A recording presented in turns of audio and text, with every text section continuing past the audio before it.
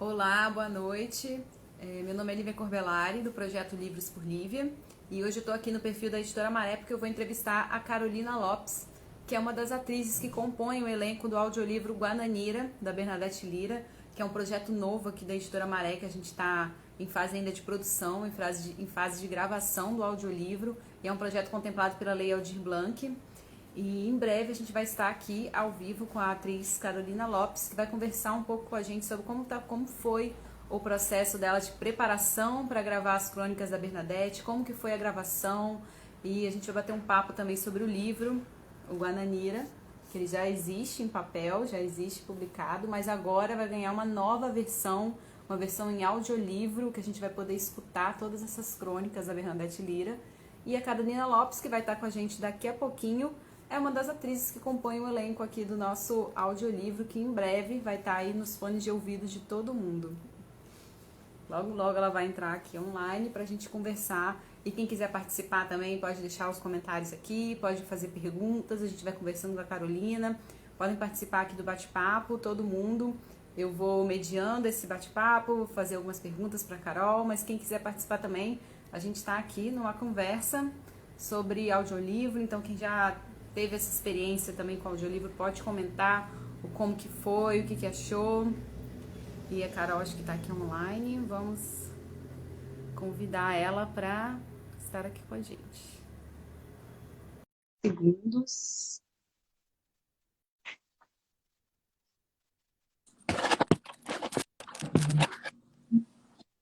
E Carol, Tudo bem? Boa noite. boa noite. Deixa eu só acertar um pouquinho aqui, a minha câmera ficou um pouquinho cortada agora que dividiu as telas. Agora sim, tá ótimo. Tá me ouvindo bem? Tô te ouvindo bem, você me ouve também? Tudo bem por aí? Sim, do jeito que dá, né? Que bom, então. Carol, você é comunicóloga, é atriz também, e vai estar responsável aí, responsável não, né? Já gravou, né, a terceira parte do livro, a parte longe daqui, aqui mesmo, né, a terceira parte do livro Guananira. E eu queria começar o nosso papo falando um pouquinho sobre literatura. Eu queria que você contasse como que foi a sua primeira experiência com a literatura da Bernadette, como que você conheceu, talvez o primeiro livro que leu, como é que foi esse encontro com a literatura da Bernadette Lira?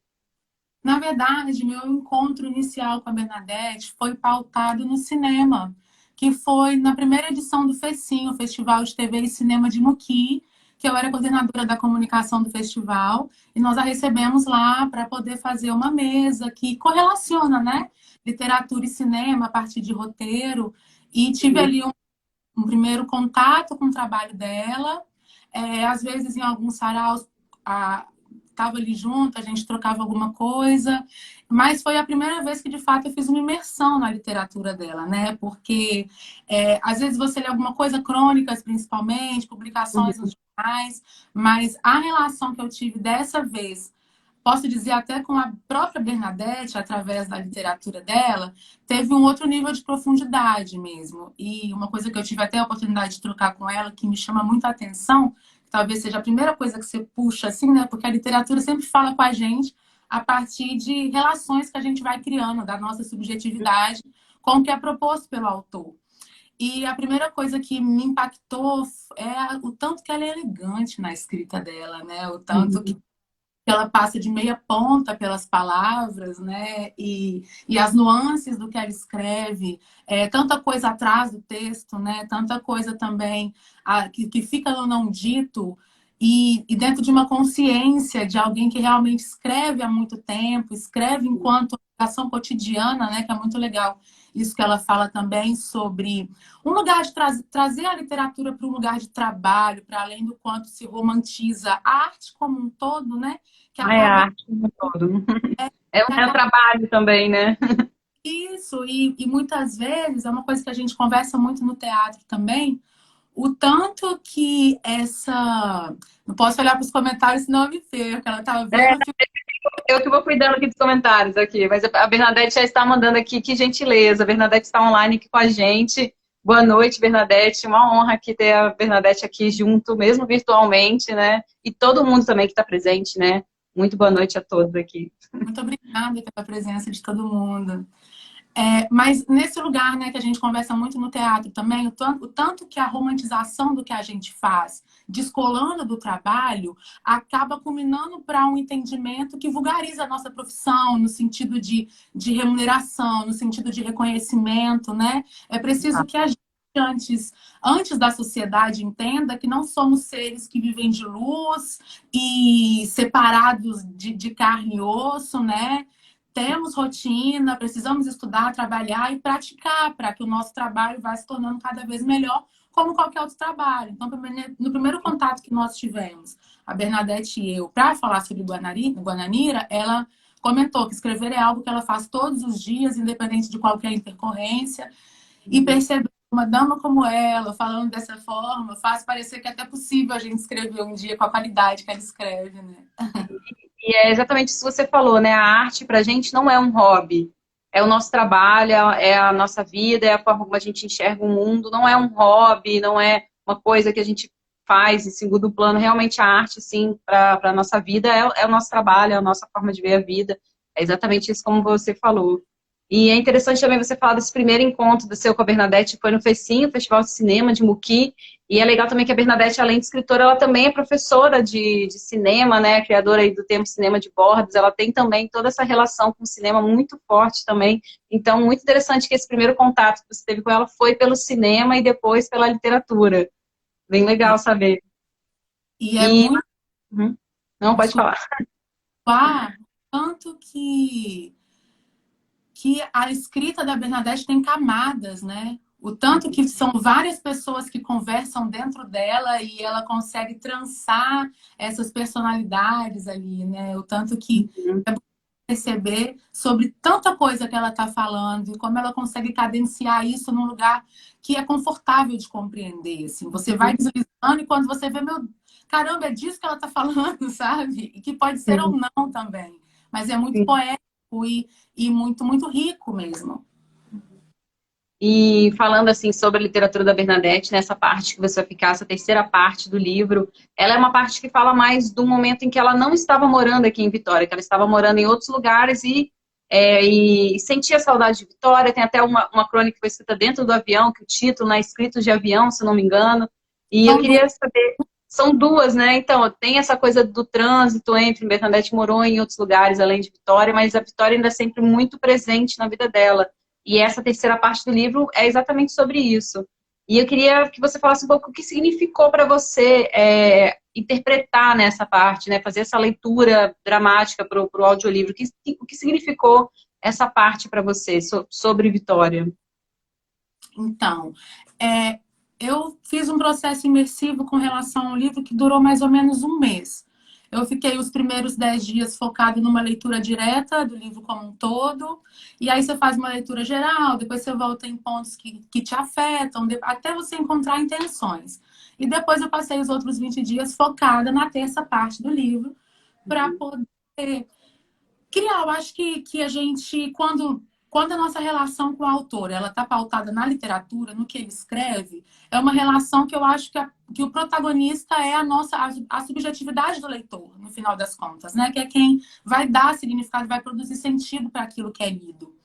Mas quando eu conversei com ela, a gente ganha uma outra camada, que é quando ela diz para mim numa conversa qual foi a intenção dela a escrever aquilo, qual foi, pelo menos, qual é a motriz do sentido que impulsionou que ela produzisse as crônicas. E aí, a partir desses dois lugares, que é o que ela escreve, o que ela me diz que teve a intenção ao escrever, eu começo a produzir o meu sentido com aquela relação triangular, né? E primeiro que eu me identifiquei muito com ela quando ela fala sobre a gente querer sair da ilha no sentido de buscar novas perspectivas e novas referências, mas perceber o tanto que a gente é ilha, né? O tanto que a gente leva a Vitória para os lugares onde está e como, infelizmente, até historicamente explicável, né? A formação do povo capixaba, o tanto que nós sofremos assaltos e latrocínios de outros estados, que isso acaba culminando numa fragilidade com relação à nossa autoestima, né? E quando a gente sai, a gente percebe o tanto que essa cidade é absurdamente rica, potente, necessária, única. E que é como, para mim, o que eu cheguei à conclusão, porque inclusive eu fiz algumas enquetes, eu busquei alguns dos meus seguidores que me dissessem o que Vitória significava para eles, para ter uma outra fonte também de laboratório, sabe? Ah, legal. E o que surgiu aí dessas pequenas pesquisas? Olha, surgiu muita coisa. Surgiu Vida Nova, surgiu Beleza, surgiu Provinciana, surgiram coisas como Aquilo que Não Cabe. Foram, em média, umas 50 opiniões que me trouxeram. Eu pedi que definissem para mim o que Vitória significa a partir de uma palavra. E hoje, faltando uma meia hora para a gente conversar, eu fiquei pensando, faltou minha resposta, né? O que Vitória Para você. em uma palavra? E a primeira palavra que surge assim, com uma tranquilidade de quem está no berço foi abrigo, sabe? E é muito isso mesmo. Eu sou mineira, já moro aqui tem uns 15 anos. E quando eu personifico Vitória dentro de abrigo, cabe tudo, né? Inclusive os conflitos, as incongruências, porque é um lugar que te abriga inteiramente, que te oferece colo, é um lugar onde necessariamente vão existir conflitos, vão existir incongruências, porque é um lugar onde a relação é honesta, né? E dentro de uma relação honesta, engodos vão existir naturalmente. E foi uma nuance que eu percebi diferente das outras duas partes do livro. Esse lugar dessa autora, que é como se ela dissesse: eu amo você e hoje mais do que nunca eu reconheço o seu tamanho, mas eu também reconheço os seus defeitos. Você não é perfeita, não. Sabe? Sim, é uma parte que traz uma criticidade, até mesmo uma acidez, né? Como você falou em algumas das nossas reuniões de bastidor, né? É uma parte que traz essa parte mais crítica também, né? A Vitória. E é o que a Bernadette chamou de aridez, né? Menos ácido e mais árido no sentido da falta, no sentido do que ecoa, né?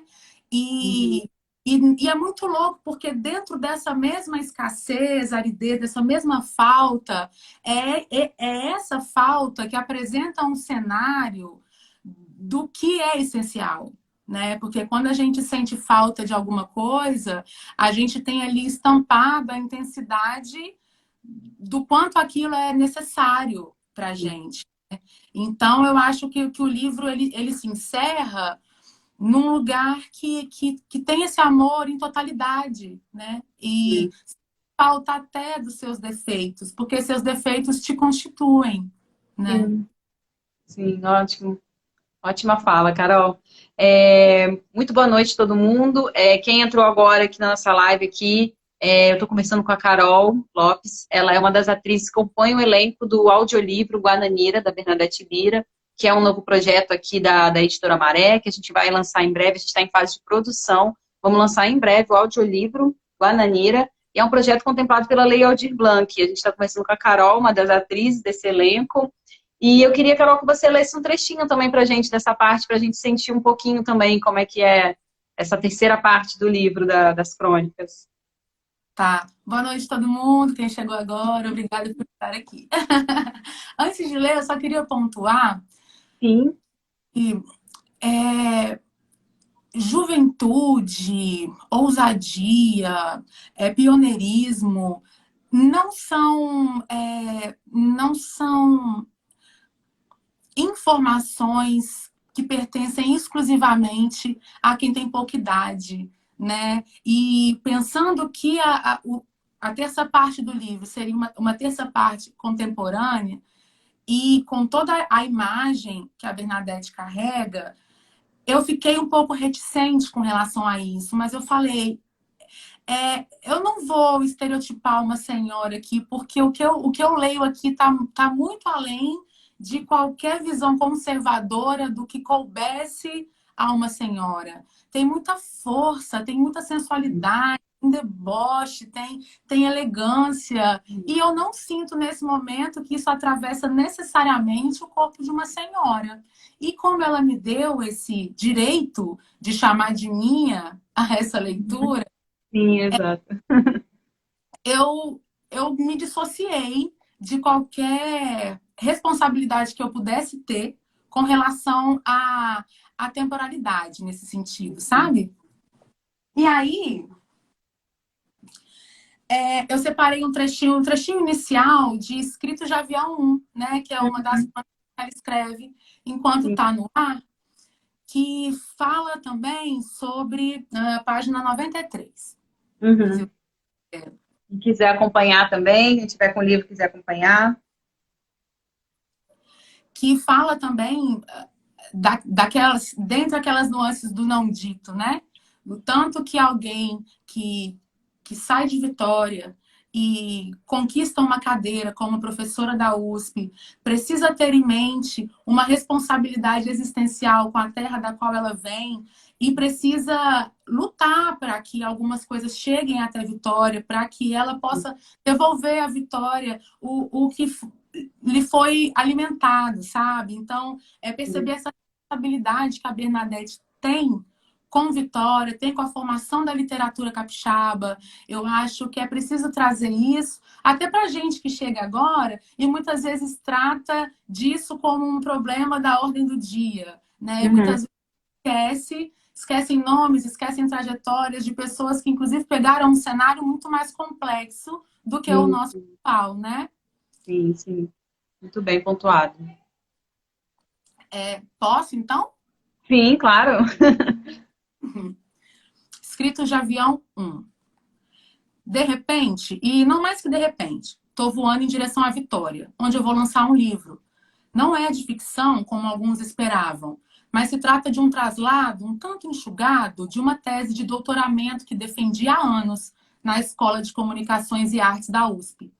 E até aí tudo bem, defender uma tese acontece nas melhores famílias. Não é caso de desespero. Uma tese com seu séquito de citações eruditas ou pseudo-eruditas, como convém a teses de boas maneiras. E decido que valerá a pena trazê-la até a ilha, a despeito do ceticismo do meu editor. E deixar que ela siga o seu inevitável capixaba caminho. É possível que, mesmo entre os leitores que não estão afeitos à estrutura de teses, mesmo entre aqueles que não fazem parte desse público específico ao qual ela é dirigida, talvez mesmo entre aqueles leigos leitores, ela consiga provocar alguma empatia. Ou, se não é querer muito, quem sabe não provoque algum deleite. Outros tantos leitores, incapazes de decifrar a enxurrada de sinais cabalísticos que povoam a cabeça dos iniciados em leitura de tese, com santa indignação, certamente irão deblaterar que tudo isso não passa de uma baboseira, que poderiam bem dispensar toda essa chatice acadêmica e etc, etc e tal. Alguns, ao investirem contra a criaturinha de papel, com folhas numeradas e trementes, talvez mesmo empunhem os fantasmas mais dúbios, nela vendo anões dignos dos filmes de David Lynch. E faça-me o favor, senhora Bernadette. O que está pensando?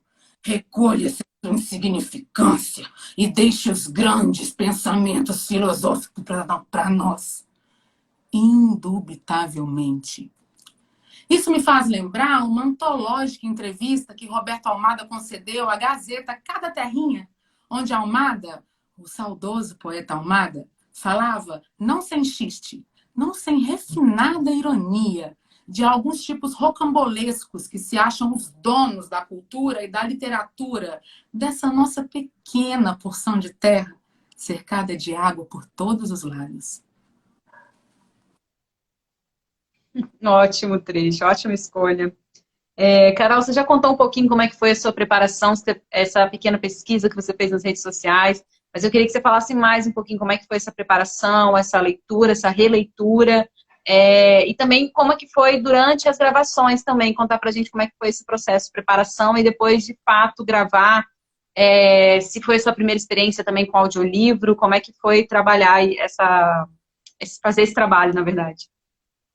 Então, ai, foi um trabalho muito rico, porque você imprimir na voz um corpo inteiro, né? É preciso que você tenha domínio do que você está fazendo. Inclusive, uma referência para a criação, para a interpretação dessas crônicas foi o teatro épico, né? E épico num sentido diferente do que o épico significa para o cinema.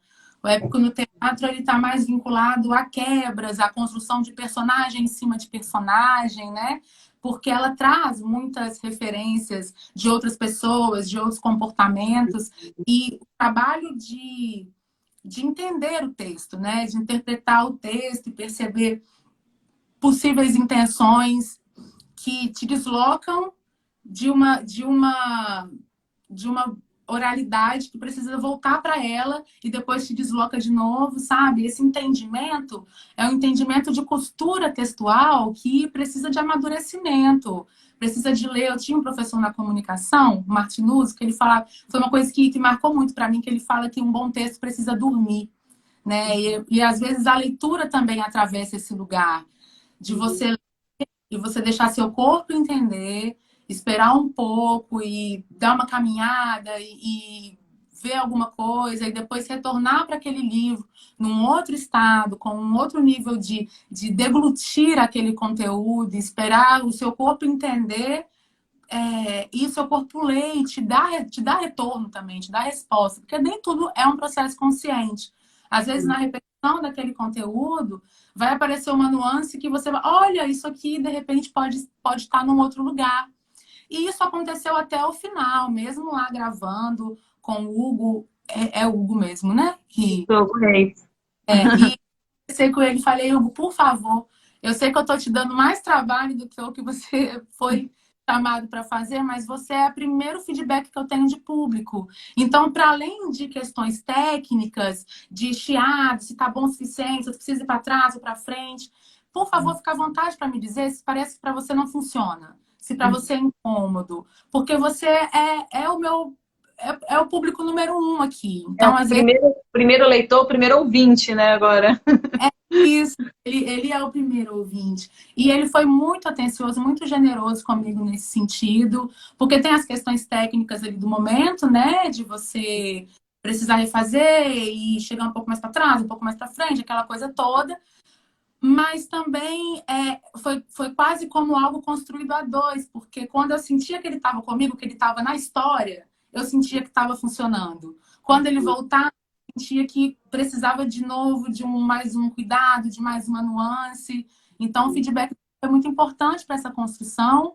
Sem dúvida nenhuma, a licença que a Bernadette me deu para construir a partir da minha perspectiva também, porque ela abre a obra dela nesse sentido, né? E permite que eu possa, né? Se ela dance meia ponta, talvez o meu movimento seja um movimento mais voltado para o samba, sabe? E aí, em algum lugar, houve esse encontro que eu espero que seja gostoso de ouvir, que entre, né? Que a partir dos ouvidos as pessoas tenham uma experiência sensorial com a proposta da Bernadette. E que foi um processo, né? Como eu te falei, eu fiquei alguns dias lendo do início ao fim o livro, e a princípio as primeiras leituras despretensiosas, esperando mesmo que o meu corpo se relacionasse com o livro. Estive em alguns lugares, estive na praia, pensando em momentos que o livro fala da praia, estive em lugares onde eu pudesse ver o Mestre Álvaro de longe, inclusive quando a Bernadette fala disso no livro, é uma coisa que me atravessou, é quase como um gatilho, uma virada de chave, né? Quando ela conta a história daquela montanha, quantas pessoas já estiveram ali, quantas pessoas já morreram ali e se integraram, a carne das pessoas se integrou à carne da montanha. E isso é sobre terra, né? Isso é sobre morrer e nascer. São leituras extremamente perspicazes e sensíveis dela ao longo do livro, e uma sensação de que se eu ler mais 50 vezes eu vou ter novas descobertas a respeito do livro e da relação com Vitória, né? Porque a cidade é o reflexo das pessoas da cidade. Como estamos em eterna transmutação, a cidade também está Então, poder lidar com a ótica da Bernadette com relação à Guananira é um olhar sobre mim também. Eu, enquanto ilha, eu, enquanto 70% de água, eu, enquanto pessoa canceriana que tem água e água no sentido da sensibilidade, tudo muito junto. Tá ali o meu barquinho também, que até deixei ele no cantinho para poder representar a minha relação com a água é muito grande. E principalmente essa sensação de esperança, mas não a esperança ficcional que nasce a partir da nossa relação com o romantismo. A esperança que faz a gente abrir o olho e querer respirar. A esperança que é proveniente da vida, sabe? Essa esperança, ela está presente no livro. Não é sobre um final feliz. É sobre, por não ter fim, acreditar no amanhã. Isso mesmo. Eu fiquei aqui meio divagando, mas... Não, tá. Muito o envolvimento que você teve com o livro também, com as histórias, tá? Tô adorando te ouvir, tô, assim, muito ansiosa também para ver o audiolivro completo, né? A sua parte, a parte da Ingrid, da Luciene, poder realmente ouvir, ver esse produto completo. Tô bem ansiosa para ver como é que vai ser esse resultado, mas eu já tô sentindo, assim, que vai ficar maravilhoso, né? E eu queria que você lesse mais um pedacinho pra gente também do livro, da sua parte, né? A parte que você interpretou. Vamos lá.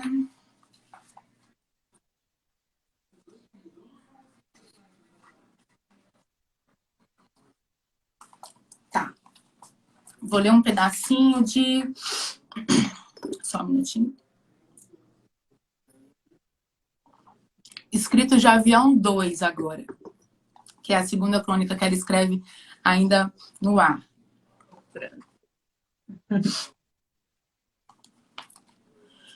Uma espécie de nostalgia me bate. Me lembro de que uma revista de turismo me encomendou um artigo sobre a identidade cultural do Espírito Santo. Qual seria a nossa identidade cultural? A unanimidade burra? Ou a discordância, ainda mais burra?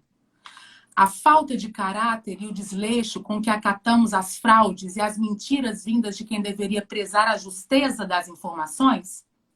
Ou o nosso despeito, o nosso mitológico desrespeito diante de tudo que cheire a sucesso alheio? A nossa postura, invejosa, servil ou insensatória? Os nossos inúmeros menores pecados? Qual seria a nossa cara cultural? Eu me indago angustiada. Seria ainda aquela velha cara medíocre que há muitos anos Rogério Medeiros apontava naquela entrevista a Fernando Gabeira? Teria mudado com o tempo? Amadurecido com as dores? Aprendido com os erros? Superado adversidades? Ou continua a mesma? Qual seria o nosso jeito cultural, espremidos que estamos entre os balangandãs da Bahia e as mulheres pretas de pele não retinta, estereotipadas pela etiqueta tipo, exportação, de Ipanema? Teríamos uma dignidade, uma cordialidade, uma sensualidade, uma solidariedade e outras áreas capazes de marcar a nossa identidade? Ótimo trecho, é bem forte. Eu gosto muito dessa crônica, bem forte. Ela... Estamos com alguns comentários aqui. Ó, Júlia Cássia falando, ouviria Carol o dia inteiro. A Jess Dias, muito ansiosa para para ouvir o livro completo. A Bernadette também falando aqui nas asas da TAM. Gustavo também, nossa editora, acabou de ficar online aqui também. Ó, a Jéssica também, outra aqui, ó, muito lindo, esplêndido. O Ramon também, muito intensa. Muito obrigada a todo mundo que está comentando. E uma outra coisa também que eu percebo na literatura da Bernadette é que mesmo sendo em prosa, né, a gente vê muita poesia, muito ritmo, uma musicalidade mesmo, né? Você falando até dessa coisa do samba que você tem em você, que você tentou colocar um pouco no livro, e ela já escreve assim, né? Então acho que foi uma escolha muito acertada da Editora Maré fazer o audiolivro do Guananira, porque assim, os trechos já têm um ritmo próprio do que ela escreve, né? Como se tivesse uma métrica da poesia, a escolha das palavras. Se você sentiu isso também lendo, né? como se já fosse uma cadência ali, uma música que a Bernadette estivesse fazendo ali em cada uma das frases, em cada uma dos parágrafos. Sim, é legal você falar isso, porque eu reescrevi, meu Deus, quem sou eu? Eu reestruturei o texto como se fosse uma partitura mesmo, para eu lembrar que eu precisava respirar, porque é exatamente essa sensação, que se você respira no lugar errado, você corrompe a intenção do texto. É algo escrito com a cadência de quem fala, né? Com o domínio. Tanto, né, essa coisa da respiração é quase do canto também, né? Como você... Isso, quando você tá no, é isso, né? Esse sentido da cadência musical, né? Se você respira no lugar errado, você pode tirar o direito de quem está ouvindo compreender o que está sendo dito, né? E aí, sentido mesmo que eu coloquei as barrinhas lá do curso de comunicação, da narrativa. Eu sei, para a TV que a gente tem as pausas, né? Isso aí foi bom, gostei dessa parte do curso também, levei para minha vida. É isso, 2 barrinhas, uma barrinha, respiração mais curtinha, respiração maior, para garantir o sentido do que está sendo proposto, né? Que parece não é realmente tudo muito bem delineado, né? De alguém que já escreve com o domínio de quem fala mesmo, que é algo que realmente é difícil comparar, é uma qualidade que chega a parecer orgânico, né? Eu tenho medo até de faltar com respeito pelo tanto que se trabalha para chegar nesse lugar. Sim, Mas, sim. mas é isso, é tanta repetição, são tantas experiências, são tantas vivências, que já é um corpo que escreve, né? Não é sobre mente só, não é só. É algo fluido, tem uma corporeidade inteira dentro da obra dela, do que ela escreve. E foi muito rico, foi muito intenso. Eu já tinha feito alguns podcasts, já tinha trabalhado mais numa perspectiva de roteiro, com falas muito menores. Me sinto com o audiolivro muito mais próximo de um monólogo mesmo, sabe?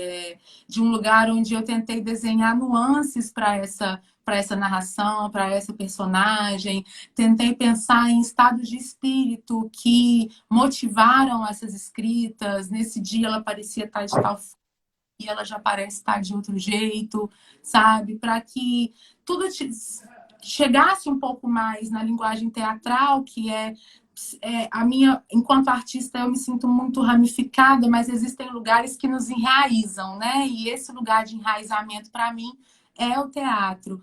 E como a Bernadette muito bem pontuou, quando a gente expande a experiência com o livro para além de visual, o livro chega pelos ouvidos e oferece uma experiência sensorial, porque quem vai se abrir para crônicas tão poéticas vai escolher um momento de ócio, no momento que a gente vive sobre a economia da atenção, no momento em que já há tanto para fazer, no momento em que manter a sanidade já é um esforço gigantesco, né? Nesse caso horroroso que a gente está vivendo. Então, há que se respeitar quem para por um momento para ter essa experiência, né? E aí, essa experiência que chega pelos ouvidos, ela também precisa ter cheiro, precisa ter sentimento, precisa ter memória, precisa ter tato, precisa ter paladar. E tudo isso chegando pelos ouvidos, né? Então, para aquela... não sei se vou chegar, mas era o objetivo, pelo menos, né? Para oferecer isso para alguém, eu precisava estar mais do que com a oralidade, eu precisava estar com o corpo, eu precisava estar com a alma. E isso só se dá tirando essas camadas do próprio livro, né? É como... eu acho que é isso. Eu acho que eu não sei explicar melhor que isso. Não, é exatamente isso que você falou mesmo, de estar presente ali, não só com a voz, mas com o corpo também. E outro ponto também que eu queria falar sobre o audiolivro, que toda essa experiência sensorial que você está falando é muito importante também, porque o audiolivro ele traz essa questão da acessibilidade também, né? Ele é muito importante para pessoas que têm algum problema de visão, ou para pessoas que não sabem ler, ou que estão aprendendo a ler, né? Para ouvir, para ter uma dicção melhor, entender o som das palavras. Então, além disso tudo, também é uma forma de democratizar a literatura, né? Levar essa literatura para pessoas que não têm acesso à leitura, né? Não acesso, né? Tem alguma algum problema de visão, alguma coisa assim, não conseguem ler de fato. Então, com o audiolivro, a gente consegue levar a literatura para outros lugares, para outras pessoas, e com certeza o trabalho de vocês vai fazer diferença na vida dessas pessoas também, que vão poder agora ouvir o livro, né? Então, acho que o audiolivro também tem essa coisa da acessibilidade que é maravilhosa. E eu queria Sim. saber se você falou do podcast, se você já teve experiência ouvindo livros ou com podcast, como é que é a sua experiência também com essas novas formas de leitura? Então, eu não tenho muita experiência, inclusive na comunicação tem uma parceira de trabalho que fica me trazendo, Carol, você tem que se atualizar, porque realmente é algo que tá muito em voga. E o que eu acho muito maneiro é uma releitura de um comportamento que está pautado lá nos anos 50, né? Onde principalmente as mulheres se reuniam ali na caixinha de som para poder ouvir a novela. A gente vê. Bem lembrado. Tem aí tantos avanços tecnológicos, mas eu sou alguém que insiste sempre em dizer que a tecnologia está a serviço do nosso comportamento, e é o nosso comportamento que precisa ser revolucionado, e não esperar que isso aconteça pela tecnologia, né? Porque quando eu estava, por exemplo, na comunicação, fazendo o curso de 2010 a 2014, a gente falava muito sobre o advento da internet e tudo mais, como algo que pudesse revolucionar a comunicação, mas o acesso à comunicação sem educação fez com que um genocida fosse eleito presidente da República com fake news. Então, a tecnologia ela não revoluciona nada se ela não for acompanhada por uma revolução das pessoas através Até mesmo um retrocesso, né? Como você bem citou, né? Não foi revolucionou em nada, né? Houve um retrocesso. Se as pessoas não são ensinadas a separar a verdade de mentira, por que que a gente vai achar que o aumento da possibilidade de produção de notícia vai trazer algum tipo de revolução no sentido de evolução e não de retrocesso, né? E aí é muito interessante perceber que quando chega a televisão, nossa, é o fim do rádio. E com a proliferação de tecnologias de comunicação, é o rádio que retorna. Só que adaptado ao comportamento das pessoas, né? Eu não posso esperar que a pessoa tenha um rádio e vá organizar a rotina dela para me esperar às 7h45 para ouvir esse programa. Eu tenho que estar disponível para quando essa pessoa puder ou quiser me ouvir. Mas não deixe ter aquela relação com o rádio lá dos anos 30, né? Só adaptada a uma nova realidade da cidade, né? E com cidade eu quero dizer qualquer lugar, na verdade. E aí, dentro disso, para além do que você falou da acessibilidade, de condições biológicas de assimilação de conteúdo literário, a gente também precisa reconhecer a dificuldade da imensa maioria da nossa população com leitura no geral, né? Que a leitura, como qualquer outro fazer, não nasce de pessoas que são inspiradas pelos livros e gostam daquilo. É algo que se é ensinado, se é incorporado na rotina. É um hábito. Que deve E ser qualquer hábito precisa ser cultivado, como você... cuidado, trabalhado, lapidado. Né? Não é sobre gostar ou não gostar, é sobre ter a chance de conhecer ou ter aquele universo negado para você. Sim. E com o aumento das tecnologias, o acesso às tecnologias, que está longe de ser ainda uma realidade para a maioria em termos de Brasil, mas já alcança muito mais gente do que alcançou um dia, é uma possibilidade de inserção à literatura no geral, independente da capacidade de alguma deficiência que possa impedir essa relação. A deficiência maior é a deficiência educacional, acima de tudo. E essa nos afeta quase em totalidade, se a gente for pensar em números, né? Então, é sim extremamente revolucionário esse cuidado de oferecer para o outro uma experiência com camadas além do texto, né? Com camadas, o texto ganha outras camadas de linguagem e com isso consegue acessar outras camadas de pessoas também. Então, eu só posso agradecer, sabe? Só posso agradecer, agradecer a Bernadette, agradecer vocês, agradecer as pessoas da literatura capixaba com quem eu convivo, pessoas como a Isabela Mariana, a Aline Dias, a Joane Vailan. A literatura, no geral, sempre foi muito generosa comigo, sempre me recebeu e considerou o que eu tenho a dizer. E a literatura é linguagem, acho, acima de tudo, né? É querer ser ouvido, querer ouvir o outro. E, e é revolucionário, só pode ser revolucionário, né? Sim. Não, bem, ótimas pontuações, Carol.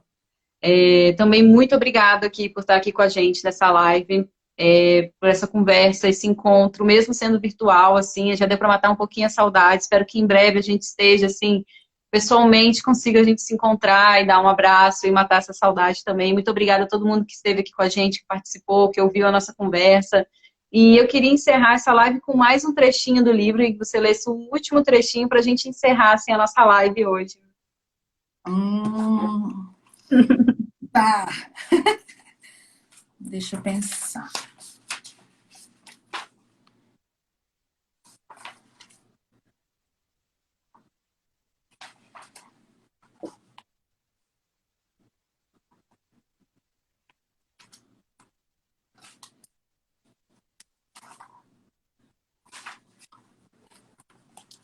Aqui é quando a Bernadette fala da relação dela com o mestre Álvaro. Ah, sim.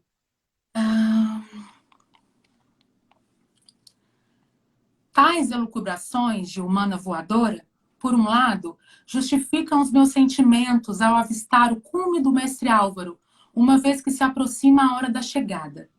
E quem, estando nos ares, não sendo alada criatura, de fato, não fica ansioso ao botar os pés em terra. Por outro lado, essa ansiedade de pisar no solo não dá conta da sensação de deslumbramento que tenho a cada vez que vejo, lá de cima, a beleza daquele rochedo fantástico, com o rio Santa Maria aos seus pés, como uma fita de prata debaixo do sol, quando faz sol, ou como uma tira aveludada e cinzenta debaixo da chuva. O avião retorna ao cume, mantendo uma respeitável distância, rodeando a cidade da Serra, que do alto se esparrama, com casas tão pequenas que parecem brinquedinhos, e inclinando-se quase a roçar a mata da lagoa em Jacaraí. No fim da areia das praias, ao norte da ilha, desenha uma trilha que conduz o olhar para a selva de caranguejos fincados em Camburi, nas águas. E o mestre Álvaro, agora, é visto lateralmente, à direita, enquanto a vista do aeroporto vai se aproximando. No entanto, o mais imaginoso não fica só por conta de tanta formosura da paisagem ou de tanta vontade de pousar. É que o mestre Álvaro desperta em mim alguma coisa que eu não posso explicar bem.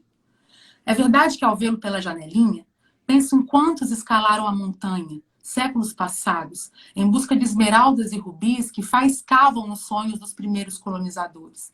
Penso em quantas pessoas escravizadas na condição de foragidas lavaram roçados em encostas. Penso em luta de brancos contra indígenas, tiros e flechas e cadáveres ali tombados. Penso em vidas e vidas que se juntaram à carne de pedra e a elas se mesclaram para sempre, mergulhada na poeira da distância e dos tempos. Penso também que ele é o primeiro pedaço de solo capixaba que se avista de alto mar. E se eu continuar, eu conto o final do livro, eu não vou fazer isso.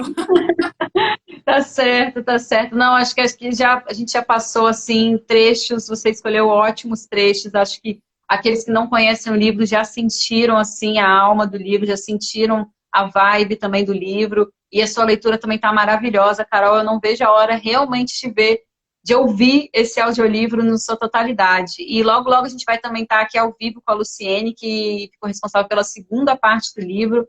E em breve a gente também vai marcar uma live com ela, também vai conversar sobre o processo dela. Então, muito obrigado quem ficou com a gente aqui e até a próxima live com a Luciene. E muito obrigado, Carol, e boa noite também. Espero que em breve a gente esteja juntos. Eu também. Boa noite para todo mundo. Luciane maravilhosa. Obrigada de novo, obrigada, Bernadette, obrigada, Lívia. Ai, estou muito satisfeita de ter participado disso, viu? Boa noite. Feliz com esse projeto também. Muito obrigada. Tchau. Tchau.